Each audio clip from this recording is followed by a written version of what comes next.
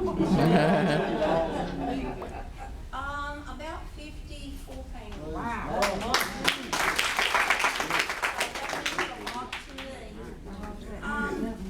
One thing we haven't touched on a whole lot, I believe, is about food labels.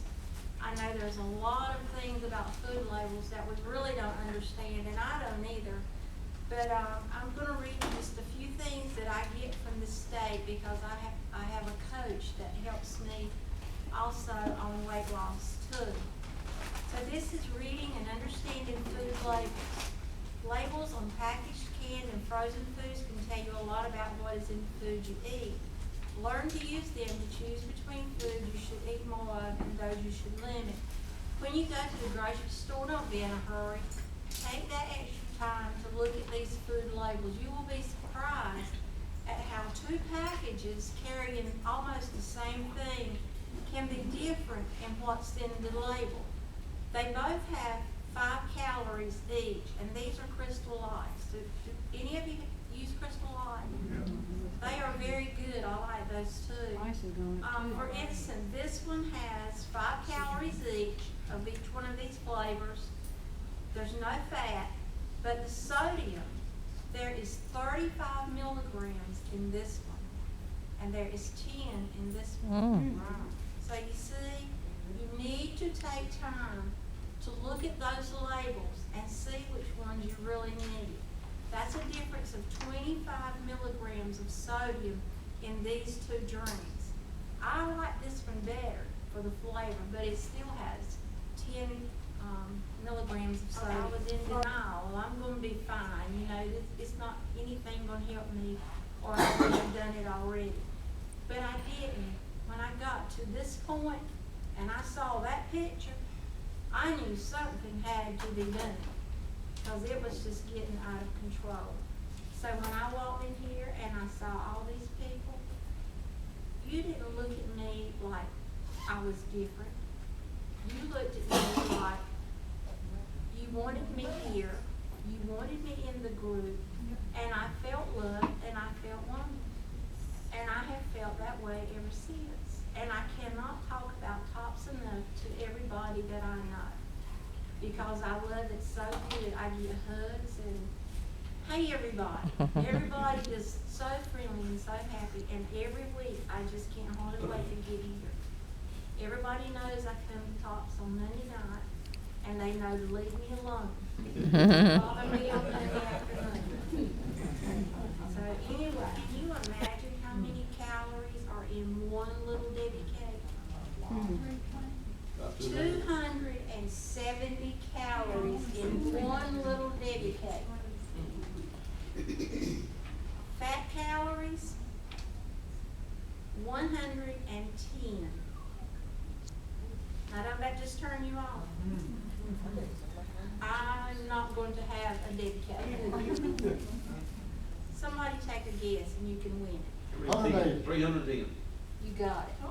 310. Okay, Fido, don't beat that. I'll wait till I get to say them all. Okay, whoever can tell me the fat calories in this can have this. How many did I say? 110. 110. That's a meat serving right there. It's a lot. Kind of relate our situation here to this story that I'm going to read to you, and they're going to act it out. It's just for fun, okay?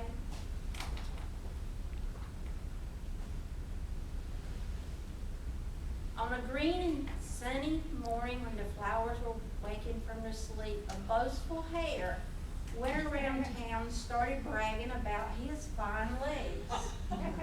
He was a tall hare with clean fur, and his legs, oh, his legs were strong and long. He would run from his burrow and into town with the wind behind him, and no one would notice. He would leap over fences and jump over crates that the baker leaves on the road. His long and strong legs would take him anywhere, and he always bragged about them. I am the fastest of any of you animals, said the hare. No one can ever beat me in any race. saying this over and over, and many of the animals were growing quite annoyed at him. He knocked off the hat from the antelope's head and took candy off the little kid goats. He was a bully, and because he could run fast, no one could catch him or stop him. One day, the hare started bragging about his legs again when he reached the pond of the old tortoise. He took a drink and rested his feet on a large green rock. Then the rock suddenly moved. It was the old tortoise whose shell floated on the pond. Good morning, hare, said the tortoise. Good morning, tortoise, said the hare very slowly, mocking the tortoise of his speed. Why do you talk like that, hare? Is something wrong with you? Asked the tortoise. No, but you speak very slow, said the hare very slowly, and he began laughing very hard. I challenge you to a race, then, hare, said the tortoise. He got out of the pond and shook the water from his shell. The first one to reach the apple tree on top of that hill will be the winner. The hare could not believe that he was challenged by a slow tortoise. And he was not just a slow tortoise, he was an old tortoise too. He accepted the challenge and gathered the town around the starting line and waited for the feathery peacock to blow the horn. Then the race started. At once the hare ran as fast as he could, jumping over rocks and skipping on some tree roots. He ran and ran, and when he was a good distance away, he looked back and saw the old tortoise still near the starting line. He caught his breath and started laughing. That old tortoise will never make it to the finish line. He's too slow, said the hare. I can rest for a while, and when I wake up, I will end this race.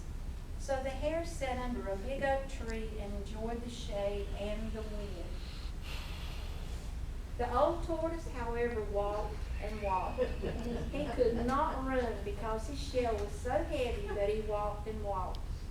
The animals walked with him so he wouldn't be so lonely. They were talking while walking and walking, and they never stopped to rest. The tortoise kept putting one foot forward, and though the sun was hotter when he wasn't in the water, and though the sun was hotter when he wasn't in the water, he kept walking and walking. Later, the hare was disturbed from his dream by the sound of some animals cheering.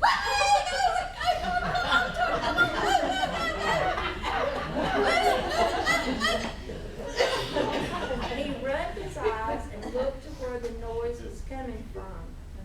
Surely the tortoise must still be near the starting line, he thought. But when he looked, no one was there. He looked towards the apple tree at the top of the hill and saw a large crowd jumping happily. He searched with his eyes and saw the old tortoise shell still walking, but now he was just a few steps to the finish line. This cannot be, cried the hare. He started running as fast as he could, but he was only halfway there when the old tortoise crossed the finish line. Yay!